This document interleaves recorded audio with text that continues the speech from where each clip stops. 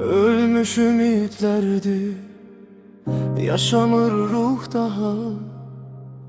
Geceler kalıram özümle baş başa. Geçmişin izleri silinir, ne kadar kaçsam da.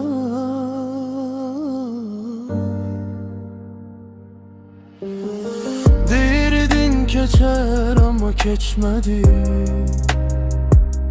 Sensiz hayat yarım kalmış nağıl kimi. Düşürəm boşluğa, tutan yok elimden. Sen gedenden sonra itirmişem özümü de. Seninle doluydu bütün hayallarım. İndi tek kalıp danışır karanlık otaqlar. Sesin hele de kulağımda ağılını deyir.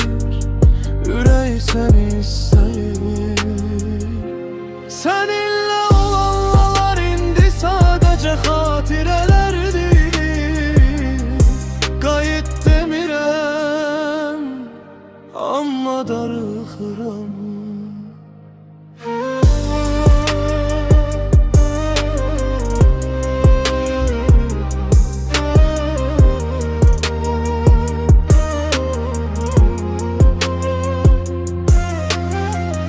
Ölmüş ümitlerdi, yaşamırdı heyvan. Geceler kalıram özümle baş başa. Geçmişin izleri silinir, ne kadar kaçsam da.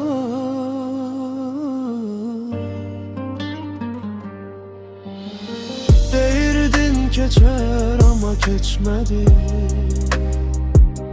Sensiz hayat yarım kalmış nağıl kimi. Düşürəm boşluğa, tutan yok elimden. Sen gedenden sonra itirmişem özümü de. Seninle doluydu bütün hayallarım. İndi tek kalıp danışır karanlık otaqlar. Sesin hele de kulağımda ağıl unut deyir. Ürək seni istəyir.